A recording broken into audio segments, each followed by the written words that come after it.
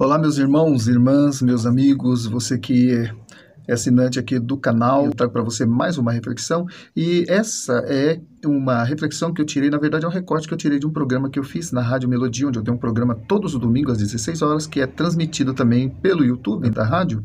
Eu fiz um recorte porque eu achei interessante passar para você também o conteúdo, né? Esteve presente também no meu programa a professora universitária Andressa, com conteúdo muito interessante sobre o que está acontecendo, e o marido dela também muito entendido em geopolítica. Então a gente fez aí uma análise do ponto de vista geopolítico e do ponto de vista escatológico a respeito do tempo do fim, que envolve a nação de Israel e esse conflito que está acontecendo ali na Palestina, para a gente entender o projeto, o propósito, e que não é apenas uma disputa por terra, não é apenas uma guerra entre pessoas, que na verdade é uma guerra espiritual que está se refletindo aqui no mundo físico. Então, acompanhe aí o desdobramento, a nossa conversa a respeito disso, e espero que isso acrescente conhecimento a você, em nome de Jesus, ok?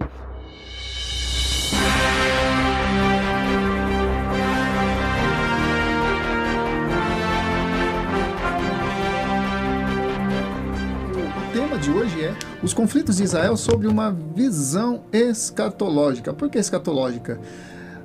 Porque vem de escatologia. Escatologia é o estudo das coisas que hão de acontecer, das coisas futuras, né? E quando a gente folheia ali as páginas das Escrituras, nós vamos encontrar Israel no início e nós vamos encontrar Israel também no final, tá? Então Israel ele tem um protagonismo nas Escrituras que a gente não pode deixar passar desapercebido. Tudo que acontece com Israel, de alguma forma, tem um impacto, né, na história da humanidade, tá? E aí eu vou ler alguma coisa aqui, que depois vou passar a peteca aí para quem tiver já bala na agulha. Bom, desde os primórdios da humanidade, Ricardo, e mais precisamente no Éden, né, por ocasião da queda, o mundo vem sendo regido pelas forças do mal, né? O mal assumiu uma postura, né, ou o ser humano assumiu uma postura de rebelião contra Deus. É a criatura voltando-se contra o seu Criador. Mas, por outro lado, Deus, mesmo assim, continuou amando o homem criado, imagem e semelhança dele, né?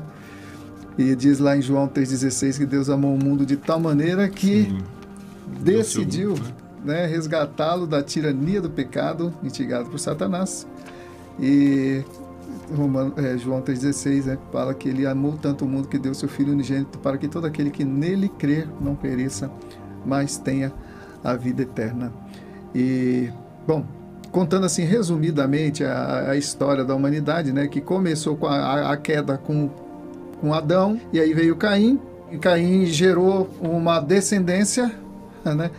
E depois de Caim nós vemos o dilúvio. Vou falar algumas situações, alguns acontecimentos mais emblemáticos, né? O dilúvio com Noé, aí veio o semitismo, que também é outro braço, né, dessa confusão toda, é o antissemitismo, dizer assim. Sim.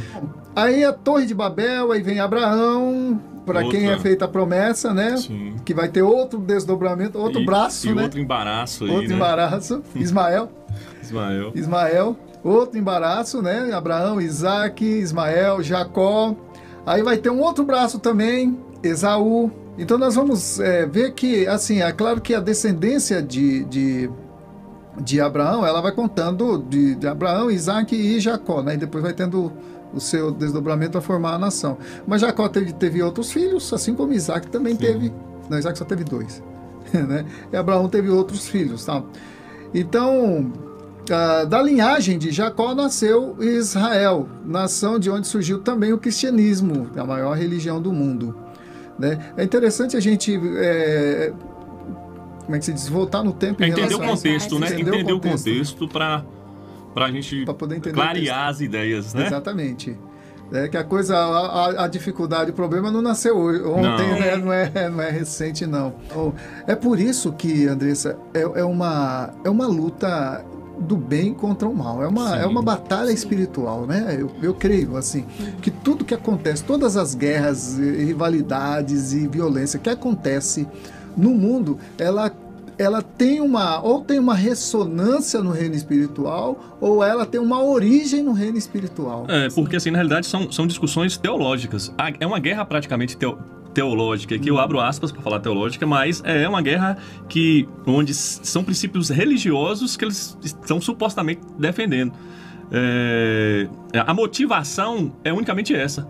A motivação, por exemplo, no coração de um islâmico, na cabeça dele, de um muçulmano, é que ele vai virar mártir ao ponto quando ele se entrega a uma guerra santa. Lá eles se intitulam como uma guerra santa, né? E o interessante do contexto que o senhor fez aí, esse panorama no início, é bom para que as pessoas e a gente aqui se localize em tudo isso que está acontecendo, entendendo que não é um conflito de agora, Israel, ele se torna nação em 1948, mas esse conflito ele já estava se estendendo desde o início. Milenar. Esse conflito se estende desde o início. E aí são discussões sobre a questão de primogenitura, e aí se separa, e vem sobre a questão de promessa, sobre a questão do povo de Deus. Judeu não é uma religião, precisa deixar claro, judeu é uma raça, é um povo. É um povo. E Israel é um povo. Então assim, você se converte ao judaísmo, até segue os princípios, mas judeu é sangue. É sangue, é uma nação. E é interessante para que as pessoas se localizem, para que a gente entenda, né? Mesmo o que está acontecendo mesmo em todas essas discussões aí. Para poder entender de fato, até porque devido às narrativas aí, Ricardo, que a gente ouve, principalmente a imprensa que traz uma abordagem assim como se Israel fosse o vilão da história, e não é. Né? A gente vai estar vendo aqui, não é aqui que a gente vai tomar um partido, vai tomar um lado, mas a gente vai expor a coisa do ponto de vista espiritual. Sim. Né? Porque acho que foi falado em off, né? Acho que foi até, não sei se foi a Andressa que falou, foi você, que a questão não é luta por terra. Não é luta por terra, não. Na realidade, eles querem acabar com o Estado de Israel. Não é por terra, não. Não é uma questão de extermínio mesmo. Isso, não. É extermínio. Mesmo. Porque assim, mas tem diálogo? Não tem diálogo. Não existe diálogo. Porque assim, o outro lado não quer dialogar. Então, é difícil você dialogar com quem não quer dialogar. E eu trouxe alguns dados aqui, só para o pessoal ter uma ideia. Em 1936, por exemplo, o Império Otomano era o império que dominava aquela região ali, que é a Turquia hoje. Ele dominava aquela região ali. E aí, na Primeira Guerra Mundial, a Inglaterra passa a dominar aquilo ali. Ela passa a dominar e o Império Otomano ele sai. Aí vem a primeira revolta árabe, 1936. 1936, com os ingleses e os judeus que habitavam naquela região. Foi a primeira vez que eles entraram ali em conflito nesse contexto de guerra agora atual. 1936, isso porque já vem pendurando há muito tempo, né? E aí foi formada uma comissão, nesse ano foi formada uma comissão que entenderam que havia necessidade de dois estados, que é o Estado palestino e que é o Estado judeu. E eu quero aqui abrir um parênteses aqui para dizer o seguinte: nós, como cristãos, nós oramos pelos judeus e pelos palestinos. Não tem lado aqui, não. Não existe um lado nosso. Mas a gente está aqui defendendo os judeus? Não. A gente está contando o histórico, o contexto histórico, e oramos pela salvação dos palestinos e dos judeus, que a grande maioria lá ainda não teve a visão sobre o Messias. E aqui é outro assunto. Plano pra mãe. Que é outro assunto. E aí foi formada essa comissão e foi oferecido, só para ter uma ideia, foi oferecido 80% do território para os árabes e 20% para Israel. Israel aceitou, eles não. Eles não aceitaram. 80% do território. Em 1947, teve outra recusa. Foi oferecido para eles um outro acordo e eles não tiveram. E aí, Jordânia, Síria, Egito, Líbano, Iraque entrou em guerra com Israel, que a guerra foi conhecida como Guerra dos 6 Dias. Só para que vocês tenham uma ideia como Israel, de fato, é uma nação santa e protegida pelo Senhor. Porque Israel é do tamanho do estado de Sergipe. Sergipe é o menor estado do Brasil. É o menor estado do Brasil. E ela prevalece até hoje. Guerra dos 6 Dias. Jordânia, Síria, Egito, Líbano e Iraque ataca de surpresa Israel. Israel sai vencedor dessa batalha. A Guerra dos 6 Dias foi. Sai vencedor dessa batalha. 1967... aconteceu essa guerra. Em 67 também, depois dessa guerra, houve uma nova proposta de paz. E aí foi cedida a ocupação da faixa de Gaza. Onde é a faixa de Gaza? A faixa de Gaza é uma tripinha de terra do lado de Israel. Você vai ver no mapa, tem uma tripinha de terra ali, que está a faixa de Gaza. E aí essa faixa de Gaza e Cisjordânia. Isso foi usado mais como uma proteção. Porque assim...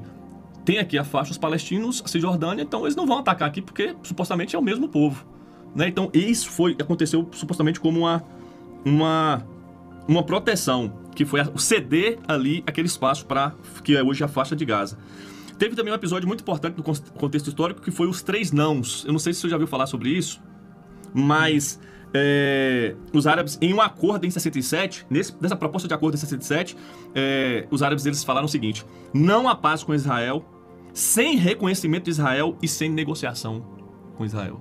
Quer dizer, que já naquela época já não tinha... Não tinha negociação, não tinha conversa. Ou seja, essa conversa que se fala aí, porque Israel é um Estado opressor e tomou a área dos palestinos. Não. Israel tem a área e cede, sempre cede. 2000, uma nova negociação, ano 2000, recente, de proposta de 100% da faixa de Gaza para os palestinos. Olha só, 100% da faixa de Gaza para os palestinos, 94% da Cisjordânia para os palestinos e Jerusalém do Leste, ou seja, uma parte de Jerusalém do Leste, como capital do Estado palestino. O que aconteceu? Eles não aceitaram. Ou seja, não tem acordo. São 5 acordos. Em 2008, teve outra tentativa, só que, mais uma vez, fracassada. E aí foi o último líder, Arafat. Ele ficou 14 dias, eu acho que foi nos Estados Unidos, não me lembro. E aí foi até uma resposta do governo americano. Eu acho que era Bush, na época que era o presidente. Durante 14 dias que Yasser Arafat esteve aqui, foram 14 dias dizendo não. Então o contexto é esse. Não tem negociação. Mas Israel não quer negociar. Muito pelo contrário, Israel ele quer negociar. Israel está pronto para negociar. Inclusive, Israel ele vem cedendo, né, Sim, em prol da paz. Só que chega uma hora que, velho, peraí. Ele sempre vem cedendo.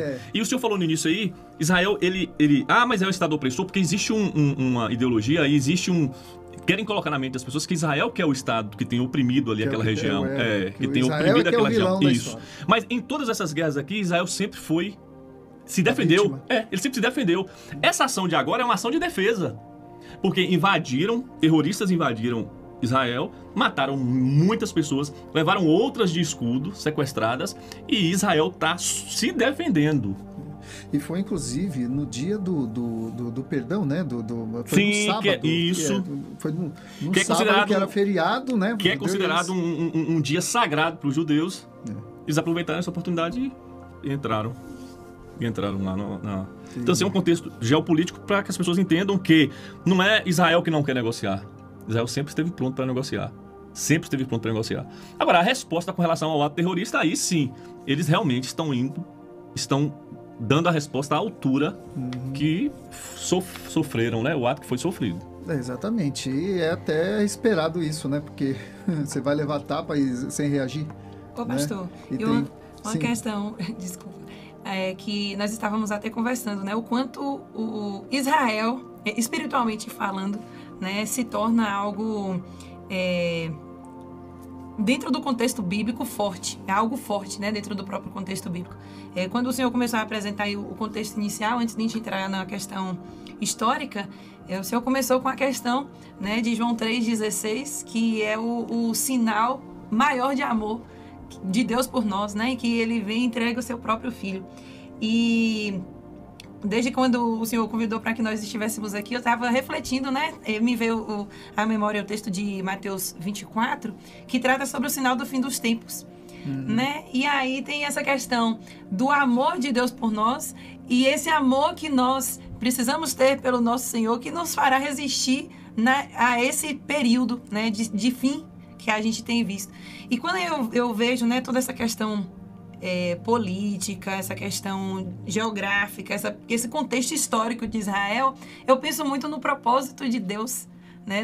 Desde quando, né, tudo foi criado e toda essa resistência de Israel, resistência não no sentido assim de confronto, mas no sentido de persistência, né, de continuar existindo mesmo sendo do tamanho do mapa, né, da questão do estado de Sergipe.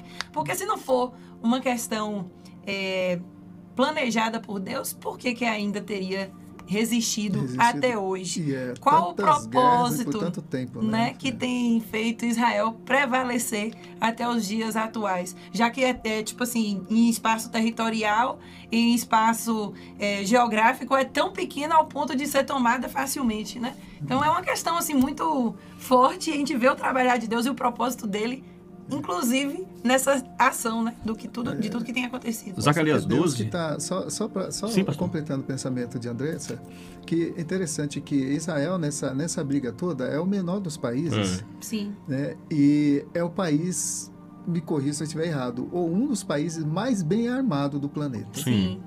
Tecnologia Da muito tecnologia. forte, né, para essa Então, ação. E a gente vê assim, eu vejo que é sobrenatural isso, porque não tem como, gente. Né? É sobrenatural esse negócio. E assim, o que. Zacarias 12 fala sobre isso, né? A destruição dos inimigos do povo de Deus, o arrependimento e a purificação de Israel.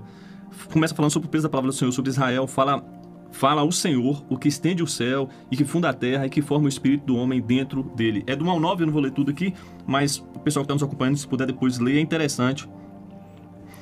Para ver a proteção de fato de Deus sobre Israel. Aí ele fala assim: naquele dia diz o Senhor, ferirei, espanto todos os cavalos dos inimigos. Aí o verso 5, então os chefes de Judá, a tribo de Judá, de onde veio Jesus, né? Os chefes de Judá dirão no seu coração: a minha força são os habitantes de Jerusalém e o Senhor dos exércitos, o seu Deus. Que vem mais adiante aqui, que é interessante. E o Senhor, primeiramente, salvará as tendas de Judá. Verso 8, no dia do Senhor amparará os habitantes de Jerusalém, e os que dentre eles tropeçar naquele dia será como Davi. Davi nunca perdeu a batalha. Será como Davi. E a casa de Davi será como Deus, como o anjo do Senhor diante deles. E aí vem o verso 11. Naquele dia será grande o pranto em Jerusalém, como o pranto no vale do Meguido, e a terra plantará a linha, e todas as mais linhagens, cabe a linhagem à parte, as suas mulheres à parte. Israel é uma nação protegida pelo Senhor. Você leu Zacarias? Eu li Zacarias 12, do 1 ao 9. Ah, tá. Deixa eu ler aqui Zacarias 8, que aí você completa seu pensamento, Sim. Porque parece até que a gente combinou.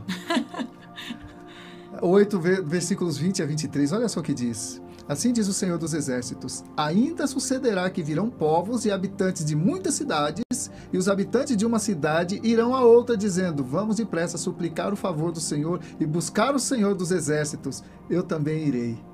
Virão muitos povos e poderosas nações buscar em Jerusalém ao Senhor dos Exércitos e suplicar o favor do Senhor.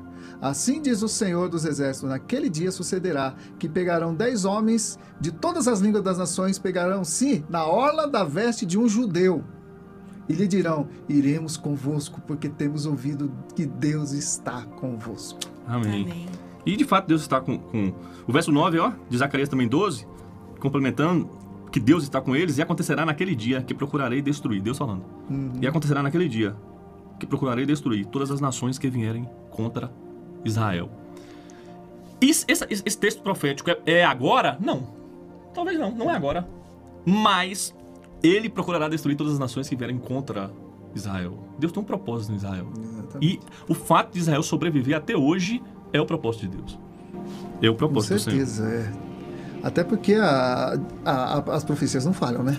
Não. A gente é que às vezes tropeça, né? Deixa de buscar, né? E tal, mas a gente depois vai ver aí ao longo da história, puxa, tá acontecendo do jeitinho que foi profetizado, né?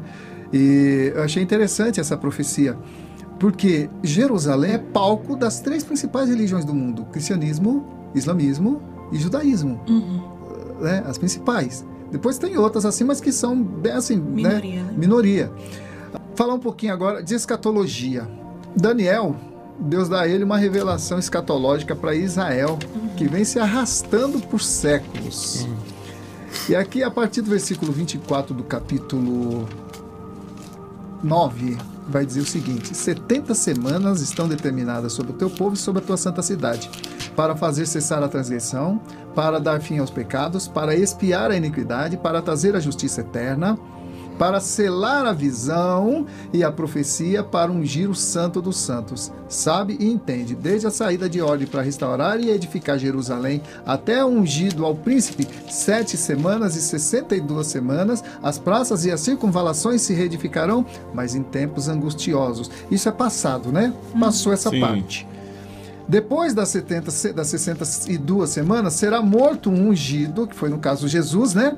Que já passou também, e já não estará. E o povo de um príncipe que há de vir destruirá a cidade e o seu santuário. Isso já aconteceu também. E o seu fim será num dilúvio. E até o fim.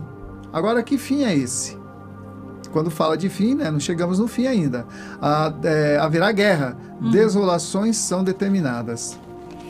Esse príncipe de um povo que há de vir, aqui ele fala no versículo 27, ele fará firme aliança com muitos por uma semana, ou seja, a semana de 7 anos, né, dentro da visão escatológica.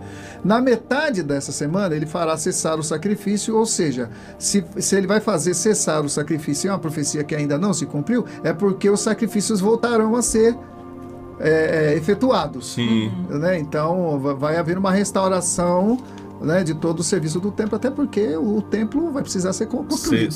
Não é verdade? Que o templo agora só tem os muros das lamentações ali. Então ele vai fazer uma firme aliança e tal, e na metade dessa aliança, esse líder que na visão escatológica é o anticristo, né? Vai estar dominando o mundo. E sobre as asas das abominações virá o assolador, até que a destruição que está determinada se derrame sobre ele. Agora é interessante, por que eu li esse texto? Porque está dentro de uma situação de Israel. Israel estava confinado ali na Pérsia, né? Sim. Na Babilônia, mas eu acho que aí já eram os persas que estavam dominando. E Daniel entendeu pelo livro de Jeremias que o tempo do cativeiro de Israel na Babilônia seriam de 70 anos, já estava chegando o final. E aí Daniel ele queria saber, Deus, e agora? O que vai ser? E aí Deus, então, ele dá uma profecia messiânica, milenar, né, a respeito do povo. Agora, tem assim, o foco é o povo, né, contra o teu povo e a tua santa cidade, mas dentro de um universo de povos também, ou seja, o mundo todo vai estar envolvido no que vai acontecer em Israel. É nesse ponto que eu quis chegar, né? Fazer tudo isso para chegar nesse ponto. Israel é o olho do furacão. Sim. Quando Daniel fala a 70ª semana, né? 70 semanas de Daniel, algumas linhas creem nessa, e para acreditar, para acreditar essa linhagem, a gente precisa vir na questão das dispensações, né? Que vem a dispensação da inocência lá do início, aí vem a lei, a lei que é a dos sacrifícios. Como é que fala? Os escatólogos dispensacionalistas. Das leis que é a dos... que o senhor falou agora do sacrifício e tal. Isso. Aí nós estamos na era da graça, o tempo da graça, não é? Nós acreditamos que estamos no tempo da graça. Isso. Que o evangelho está aberto para todo mundo. Todo aquele que crê e for batizado, todo aquele que confessar, que abrir o coração para Jesus, é salvo. Nós estamos acreditando que é isso que vai acontecer. Então, se nós acreditamos que nós estamos na época da graça, nós cremos que parou na 69. O senhor concorda comigo? Pronto. Que, tipo assim, Deus ele deu um pause no cronômetro da história de Israel, né? Isso. Por exemplo, Israel não deu um espaço lá de 24 horas para o pessoal sair de Gaza? Pronto. É como se fosse isso. Ó, tem um ponto aqui, e aí vocês precisam sair da região que vocês estão, tomar uma atitude, porque vai terminar o tempo. E quando esse tempo terminar, aí vamos iniciar a outra. Pronto, estamos no tempo da graça. As 70 semanas vai acontecer, a 70, a última semana, que é a semana da grande tribulação.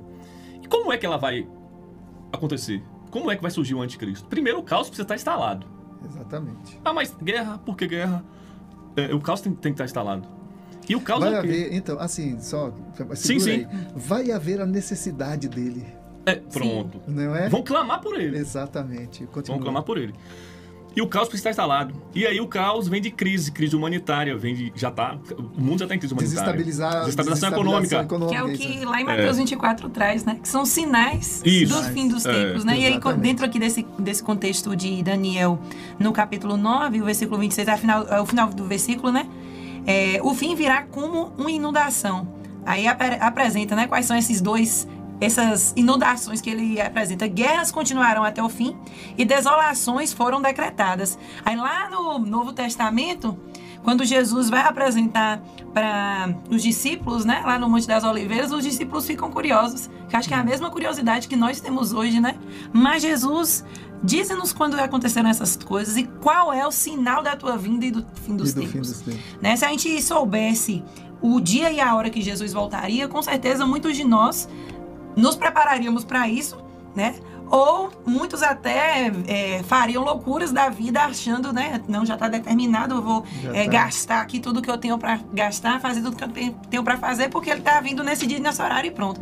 E a própria Bíblia relata que o dia e a hora que o Senhor virá, ninguém sabe. Por quê? Porque ninguém coloca já um guarda ali vigilante sabendo que horas o ladrão vai passar.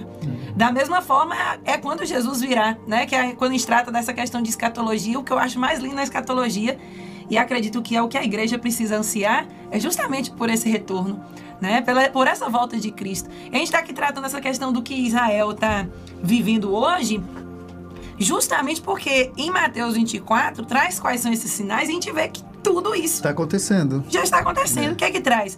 Guerras e rumores de guerras. A gente está vendo aí, né? E não é de hoje que a gente tem visto isso. Nação se levantará contra nação, fomes, terremotos.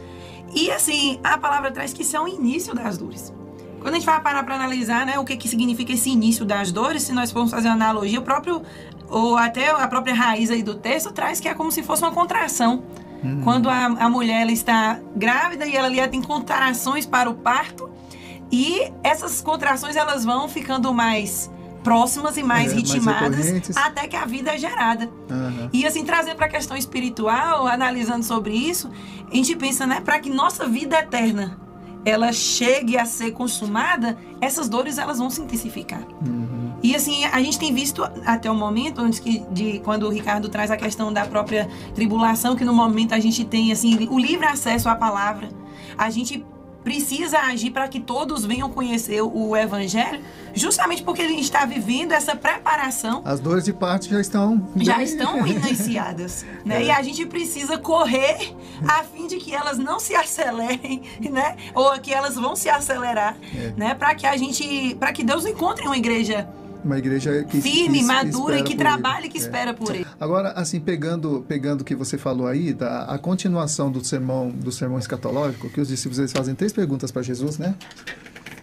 Quando será, como será e tal. Bom, tem aqui o finalzinho aqui desse texto que diz assim: portanto, se levantará a nação contra a nação, como você já leu, né? Reino contra reino, haverá fomes e terremotos em vários lugares. Isso está acontecendo de uma maneira muito recorrente ultimamente, né? Sim. As dores de partos, né? Diminuindo a intensidade e tal.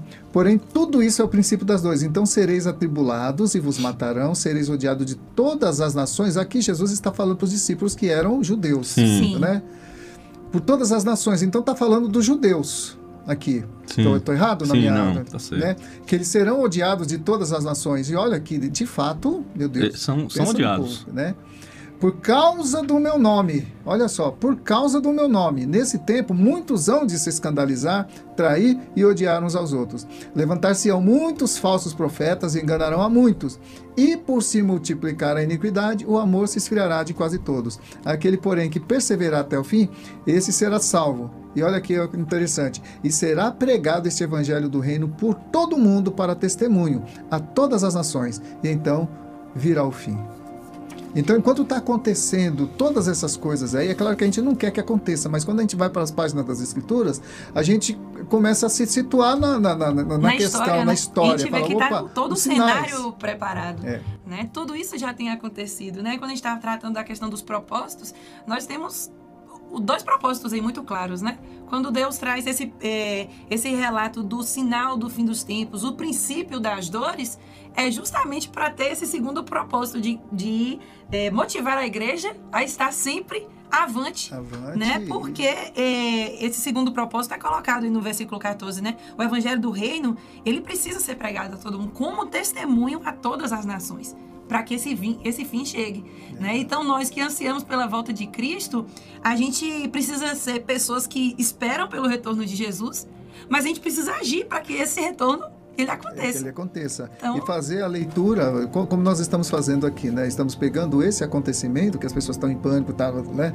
E a gente está trazendo luz... Como um consolo, né? Como consolo, porque, como eu falei assim, que nós temos que frisar que nós não somos a favor da guerra, apenas estamos fazendo a leitura dos acontecimentos à luz das profecias bíblicas. Né? Para que o povo de Deus, aqueles que estão nos ouvindo, tenham o consolo de que Deus está no controle de tudo. Sim. E aí vai, mas então se Deus está no controle de tudo, por que Deus não pode, Deus não muda e tal? E até eu, Andressa e Ricardo, eu me peguei falando, Deus, puxa, bem que o Senhor poderia mudar o destino desse negócio todo aí e tal, né? Mas aí Deus ia interferir em uma coisa que ele legou ao homem. A liberdade para escolher. Sim.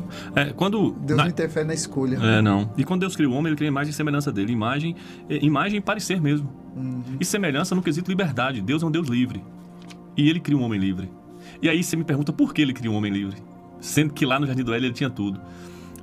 A única possibilidade de escolha lá, ela determina a liberdade do homem.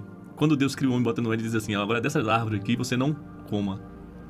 Imagine se aquela árvore não estivesse lá. Esse homem não era a semelhança de Deus, não. Porque ele não teria oportunidade de escolher.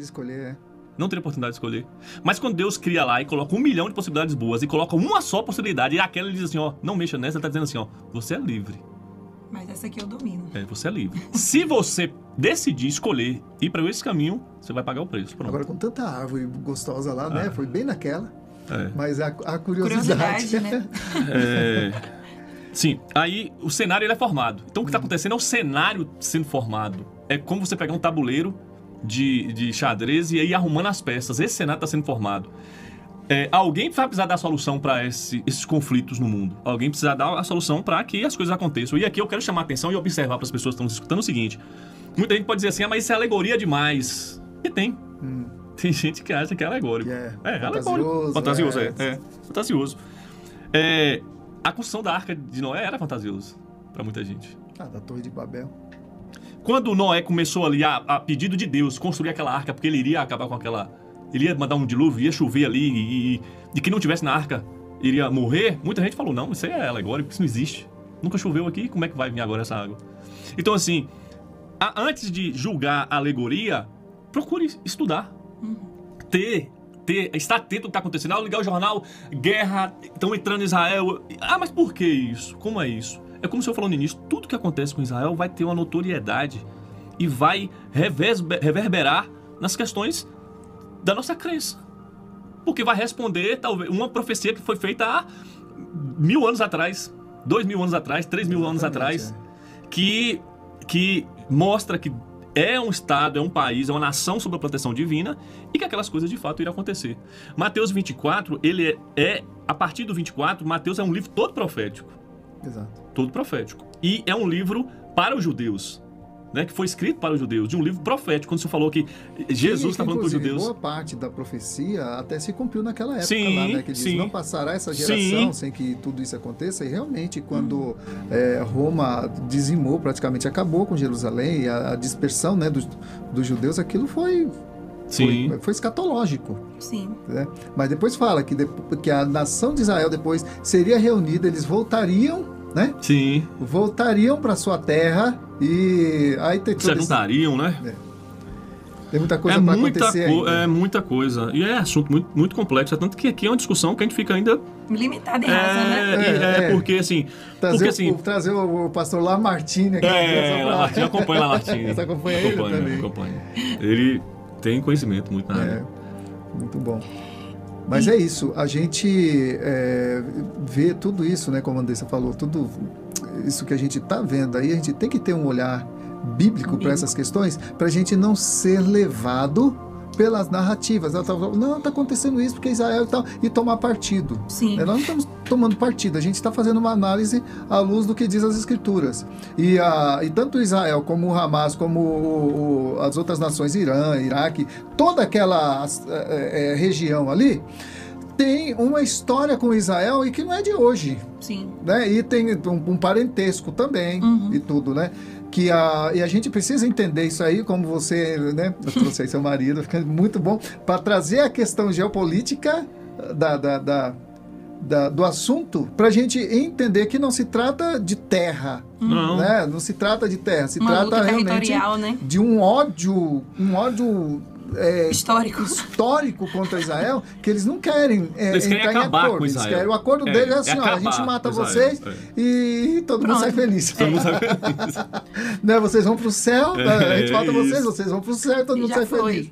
E assim, pastor, a questão assim que eu fico muito reflexiva assistindo assistindo num sentido literal, né? De tanto a gente ver o que chega a nós de notícia e que a gente precisa filtrar isso, né? Nós estávamos conversando sobre isso antes de começar, porque todas as notícias hoje, a gente precisa ter um pouco de discernimento para identificar aquilo, não é o mínimo possível. Eu digo um pouco porque tem gente... Antigamente um pouco já era suficiente. Já era suficiente, né? Eu digo um pouco porque tem gente que se alimenta, né, de qualquer coisa e tá tudo certo, né?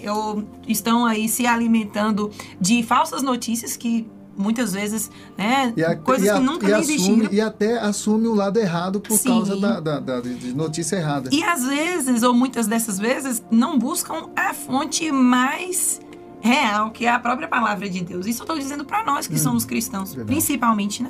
Porque quando eu assisto, ou eu analiso essas questões, eu fico pensando, assim, em detalhes, que aqui a gente está pensando numa guerra física que é travada, né? Que Israel, a gente está até conversando sobre isso essa semana com um grupo de amigos, sobre a tecnologia bélica ali, né, que eles têm para poder enfrentar tudo isso. E a gente pensando assim, se o Brasil tivesse numa guerra dessa, né, qual seria o nosso contexto? Olha a situação, se nós pensarmos como país, como nação, seria totalmente diferente, totalmente devastado, né? Mas aí eu penso, né, naquilo que nós, como nação brasileira, também vivemos. E de uma forma mais, vamos dizer assim, restrita ainda, mas que nós podemos atravessar de uma forma muito mais intensa. Essa questão, né, que muito mexe comigo, sobre a questão, vocês serão odiados, perseguidos e condenados à morte por minha causa. Graças a Deus, né, que Ele tem tido, né, misericórdia de nós e tem nos preparado, né, tem nos permitido nos prepararmos para um pior momento que talvez venha e que nós não consigamos sair de casa livremente com a própria palavra de Deus. E aí eu acredito que serve assim de reflexão para nós, né? A gente ainda vive numa nação que é livre e acesso, mas a gente pode também viver como os muçulmanos lá vivem, que muitos vão para cavernas ou vão para situações muito penosas ao ponto também de entregarem a própria vida e não negam a Jesus. Né? Você me fez lembrar de uma coisa interessante. Satanás, ele tentou destruir o cristianismo logo na primeira geração, mas o que acontecia? Quanto mais matava cristão, mais a igreja crescia. Mais a igreja crescia. Só que hoje ele não faz isso. Sim. Ele usa o argumento da ideologia. Ele não precisa matar ninguém. Sim. Ele só precisa distorcer o conteúdo. Pronto. Aí já ele conseguiu acaba, tudo. ele enfraquece a igreja. Aí você pensa que está no caminho. Ele muda como é que é o mapa, né? Sim, ele muda ali o diálogo, né? E é o que a palavra também diz, né? Que aqui os falsos profetas vão surgir, né? Que é esse contexto atual. Por isso que eu vejo que esse texto, ele traz muito ao que nós temos vivido agora, né? Porque a gente pode ser enganado se a gente não tiver a luz da palavra, né? E permitir que essas falsas promessas, essas falsas palavras, elas nos contaminem, né? Então a gente, como igreja de Cristo, a gente precisa ficar atento a essa questão. Paulo já tinha essas heresias que o apóstolo Paulo combatia. Sim. Isso aí também. E aí a gente fica pensando, né? A pergunta do discípulo, eu digo que é a nossa pergunta hoje, porque a gente fala assim, ó quando Paulo viveu, olha nós aqui hoje, né? Aí a gente pensa, não, mas pode demorar 200 anos, sim. Assim como pode demorar, como para Deus um dia são como 1000 anos, mas para nós também pode ser daqui a 1 minuto, né? Então, assim, e os sinais, o que a Bíblia aponta também acontecem, então a gente precisa estar preparado. Agora, o Ricardo, ele lembrou de uma coisa que é interessante a gente estar atento. Jesus, ele dá duas situações que falam da vinda dele. Assim como foi nos dias de Noé. Como? Por quê? Por que Deus destruiu toda a civilização? Todos. Só se salvou a Noé na arca. Porque a corrupção chegou num ponto que era impossível restaurar. E ele diz também, assim como foi também em Sodoma e Gomorra. E a gente olha o dia hoje. Daniel, acho que a Daniel ele faz uma comparação. Acho que Daniel também trata sobre isso, se não me engano. Mas fala sobre também como foi em Sodoma e Gomorra. Exato. Eu vejo assim, sabe, que por exemplo, estão tentando aí descriminalizar o aborto. Estão mudando a configuração da família, né? E isso é uma aberração. Estão até nos proibindo de falar contra isso. Sim. Né? Estão liberando as drogas de uma maneira assim, poxa, sem um argumento que faça sentido, né? Até na cabeça de um traficante não faz sentido. Quanto mais na cabeça de alguém, né? Sabe? Não, 60 gramas de droga pode, tá, mas ele vai comprar de algum lugar. O cara que vende, pode vender para ele? Não faz sentido, né? Então a gente está vendo aí o direito sendo distorcido. E tem uma coisa, Ricardo, que é interessante observar, que assim, quando Deus ele desloca o povo dele para a terra de Canaã, na verdade ele ia usar o povo dele para exercer juízo sobre Canaã, porque a medida da iniquidade dos amorreus tinham chegado, né? Sim, ao nível mais alto, né? E aí Deus usa então Israel para exercer juízo ali. Então a gente tem que ver por essa ótica, porque outros vão dizer, não, mas Israel foi lá, invadiu, tomou tudo e tal. A terra é de Deus. Terra de Deus. Ele coloca na terra que ele quer. Terra de Deus. Né? E aí a gente vai ver assim que existe uma medida da iniquidade. E nós, que a gente está fazendo a leitura de Israel, e agora também olhando pelo outro lado da leitura do comportamento humano, será que a gente já não está vivendo os dias de Noé? Sim. Ou de Sodoma e Gomorra, em que o direito, já não se tem mais o direito. Você vê o que aconteceu lá no 8 de janeiro, né? Pessoas inocentes presas até agora lá, com tratamento como se fossem criminosas. E pessoas pegando pena de assassino. Quer dizer, os assassinos estão sendo... Né, liberados, né? Entendeu? Então você vê que o direito está sendo distorcido, o crime ou o mal está sendo glamorizado. Exaltado, né? Exaltado. Eu acho que nós estamos chegando já nesse patamar aí. E não, agora Israel. E aí o que acontece? Isso aí vai acontecer. E tudo isso aí eles vão conseguir. Vai. Tudo vai conseguir. Isso vai. A tendência é piorar. A tendência... As pessoas falam assim, mas profeta do caos, ou você está dizendo que... mas vai piorar.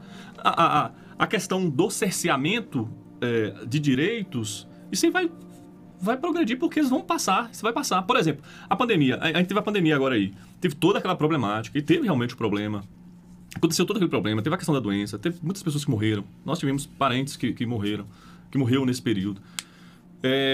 Mas o treinamento que se foi feito em manada na pandemia foi impressionante. O país inteiro ficou dentro de casa, saía na hora que mandava, aí diz assim, tem a ver isso com escatologia? Tem, cara. Fala sobre um sistema único, fala sobre controle. Fala sobre controle. Rapaz, o mundo inteiro usou máscara. Aí, tipo assim, olha só. Escatologicamente, vindo para a questão da última semana de Daniel, vindo para a questão dos 7 anos, que fala sobre sinal. Indo para a questão de Apocalipse, capítulo 13. Sim. Da marca da besta. Sim, e aí não é. A gente nem chegou aí ainda. E assim, pois é, mas e aí o que acontece? Mas vacina, alguns, né, falam assim, mas vacina é a marca da besta. Não é. Mas que eu, analisando assim, eu entendo um treinamento. Foi um treinamento. Dá pra fazer um paralelo, sim, né? Um paralelo, sim. E um treinamento. E a gente não sabe de nada do que acontece aí nas mesas que decidem... Nos bastidores das decisões tomadas. A gente não sabe. Então a gente é manipulado em muita coisa.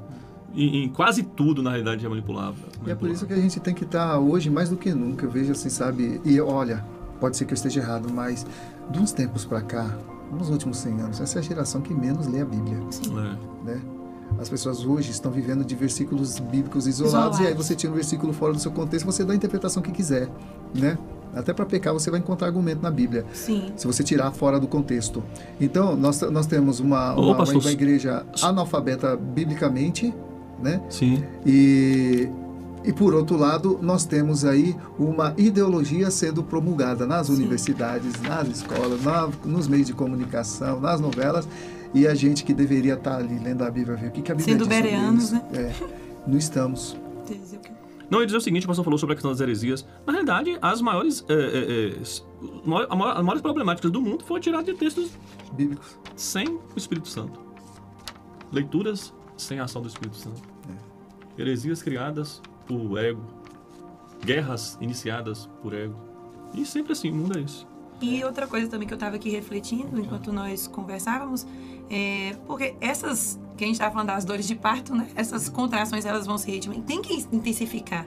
Do contrário, a vida não será gerada, tudo bem. Só que o que acontece? Diferente do que muitos, né, colocam de uma vida de conforto, de uma vida próspera, Deus não nos prometeu isso. O Espírito Santo, ele é o consolador. Quando ele vem para nos consolar, é para dizer assim, ó, tudo isso vai acontecer. Mas olha, eu estou com você todos os dias. Eu estou no controle de todas as coisas. Então, assim, ele não nos promete conforto. Ele nos promete consolo, que é diferente. Então, a gente precisa enfrentar esse período de dores. A gente precisa enfrentar e saber, né, biblicamente, que esses dias virão e que a igreja do Senhor ela esteja fortalecida, se agarrada na esperança de que o Consolador está conosco. Do contrário, a igreja em si, ela se perde. E vamos trabalhar, né? A ter a mesma fé da igreja primitiva. Né? Por que a igreja primitiva, eles davam a vida porque eles acreditavam? Eles vendiam o que eles tinham para distribuir, porque eles acreditavam piamente na vinda, na volta de Jesus. Agora. E hoje, por que a gente não faz isso? Porque a gente não está crendo que Jesus está para voltar. A entregar a própria vida, né? Entendeu? Na verdade, a gente não quer, pastor. Tem isso também. Na verdade, tá tão gostoso aqui, né? Na verdade, é o céu na terra. Não quer. Não quer. Não, eu tenho muito plano ainda para fazer.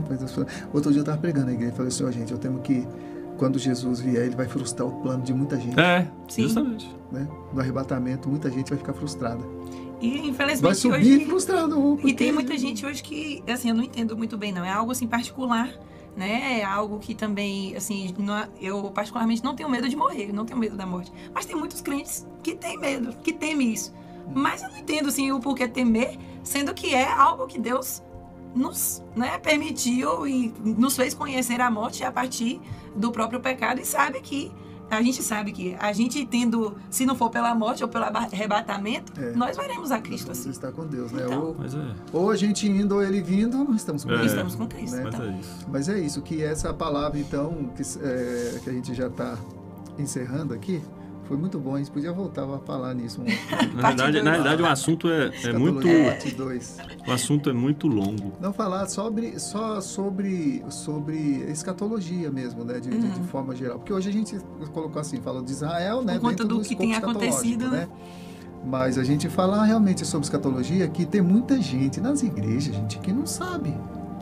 Não sabe nada sobre Jesus vai voltar quando, como assim e tal. E Jesus volta. Você entregou sua vida para Jesus, qual a esperança que você tem? Sim. Né? Que eu vou prosperar, que Jesus vai me abençoar, não, tem mais coisa envolvida. Jesus não morreu só para te dar uma carreira brilhante, ele não morreu só para te dar um carro do ano, né? Porque você vai envelhecer, você pode sofrer um acidente, você não sabe o que vai acontecer amanhã. Jesus morreu para te assegurar um lugar no coração de Deus, uma eternidade. Com Cristo. E parece que a gente não tem mais olhos para a eternidade, a gente só está tendo olhos para uma fé que só nos permite enxergar o aqui e agora. Isso é triste demais. Mas, enfim. Vamos orar encerrando? Vamos. Ricardo, você faz a oração? Vamos orar. Senhor Deus, obrigado por esse momento, obrigado pela vida do pastor Zé Carlos, obrigado, Senhor, por essa oportunidade que nós tivemos aqui, eu e a Andressa, de poder compartilhar um pouquinho, aprender, Senhor, um pouquinho mais sobre a Tua vinda, sobre o que está acontecendo no mundo, Deus.